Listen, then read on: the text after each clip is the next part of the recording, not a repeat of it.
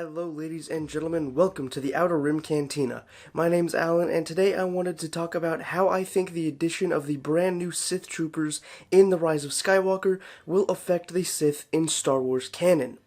To do that, though, it's important to understand Sith throughout Star Wars history, because they've been continually changing ever since the original rough draft of Star Wars in 1974 to the present. The original Sith were called the Knights of Sith, an organization which worked directly for Emperor Palpatine. From there, Lucas changed them to the Black Knights of Sith, and eventually the Dark Lords of the Sith. The original story included multiple Sith, including someone named Prince Valorum, who was a Sith Knight that dressed in black armor and would ultimately turn against Palpatine and join the heroes. Valorum ultimately became General Darth Vader, and then General Vader eventually turned into a Dark Lord of the Sith known as Darth Vader. In the pre-prequel expanded universe, the story of the Sith was expanded in the 1993 comic book run of Star Wars Tales of the Jedi. The series detailed the Great Sith War and fall of the Sith Empire. The series played heavily into the creation of both the Knights of the Old Republic games, which built stories off of the events of Tales of the Jedi, and the eventual sequel, Star Wars The Old Republic. Star Wars Dark Empire found Emperor Palpatine coming back to life using clone bodies to try and turn Luke and Leia to the dark side once again, and eventually fighting against them. After this, the idea that Sith could survive after death became fairly common, with now popular Sith of the Old Republic era, Exar Kun and Marka Ragnos, being seen as Force ghosts in the Jedi Academy trilogy.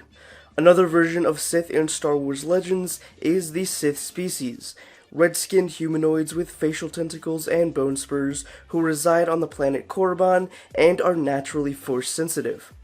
Their species fought amongst themselves for thousands of years before eventually becoming an empire ruled over by a Dark Lord. Almost 6,900 years before the Battle of Yavin, a group of Dark Jedi who were exiled from the Jedi Order ventured to Korriban. Their skill in the dark side made them seem like gods to the native Sith species, and after thousands of years of inbreeding between the Dark Jedi and Sith, created the Sith Empire. The prequels are where the Sith's place in Star Wars canon began to be fleshed out, and the rules and philosophies of the Sith began to be explained. The Phantom Menace sees the return of the Sith to the galaxy after a millennia thanks to the rise of Darth Sidious, who hides in plain sight as Senator Sheev Palpatine of Naboo while training his apprentice Darth Maul. The Rule of Two is introduced in the film, although not fully explained until many years later in the Star Wars The Clone Wars animated TV show. This Rule of Two, stating that there could only be two Sith at a time, a master to wield the dark side of the Force, and an apprentice to train under the master until they're ready to take the master's place. The Rule of Two, however, clashed with the expanded universe idea of the Sith as a grand empire. Because of this, Darth Bane was introduced, who was said to have killed off all the Sith and then implemented the Rule of Two.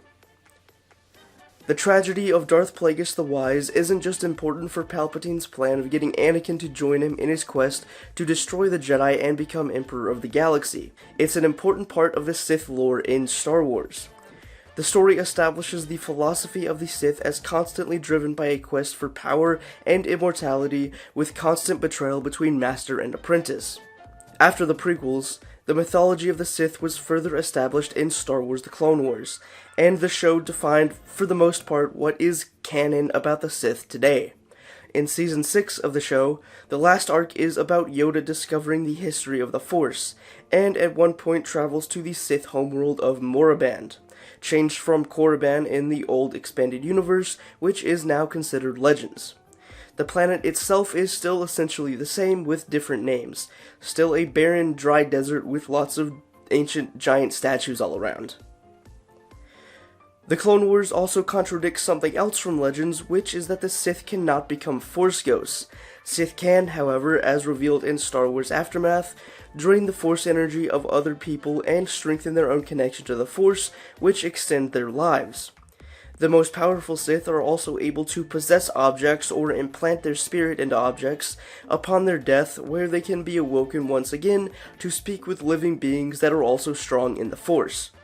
Possibly something we're going to see in Episode 9. The Clone Wars introduced us to Darth Bane and explains his rule of two to clean up the mythology, as well as enhancing our understanding of light and dark thanks to the Mortis arc. The arc introduces us to the son and daughter, two Force beings who are kept in perfect balance by the Father.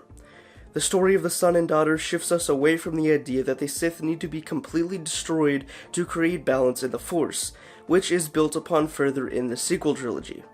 The Sith are set to play a big role in the final chapter of the Star Wars saga, with Palpatine being introduced once again, which may show that he finally surpassed his own master, Darth Plagueis, and gained the power to cheat death. While this is only speculation, of course, we do know that we're getting a brand new red-armored stormtrooper in Episode 9 called the Sith Trooper. These troopers are interesting not only for their bright red appearance, but also their title. It's the first time that a Sith anything has shown up in the sequel trilogy, and suggests ties to Palpatine in some way. Again, though, this is another change that has been made from Legends to Canon. In Legends, Sith Troopers were soldiers of the Sith Empire during the Old Republic era. Now, the Sith Troopers are supposed to be the next evolution of the Stormtrooper for the First Order. There are several unlikely theories about the troopers, like Kylo Ren becoming a true Sith in Episode 9, but as a proud Bendemptionist, I don't see that happening anytime soon. They'll either most likely play into Palpatine's return somehow, like being part of his contingency plan, or perhaps the First Order is just taking the name Sith away from the mysterious Dark Lords of the past and applying it to the Stormtroopers. While this would be a big change to the Sith from what has come before, it would also come back around to George Lucas' original idea for the Sith, having them be soldiers and servants of the Emperor, or whatever higher power will be in charge in Episode 9. For now, all we can do is speculate about the Sith Troopers' purpose and goals in the Rise of Skywalker, and how they play into both Palpatine's return and the history of the Sith in Star Wars canon. I hope you enjoyed this video going over the history and evolution of the Sith in Star Wars Legends, canon, and in their original creation. If you'd like me to do more of these Star Wars Explain type videos in the future, leave a like and a comment down below, and tell me what you think the purpose of the Sith Troopers will be in Episode 9. That's all the time I've got today. I hope to see you back here in the Cantina on Thursday for another Star Wars video. Until then, may the Force be with you.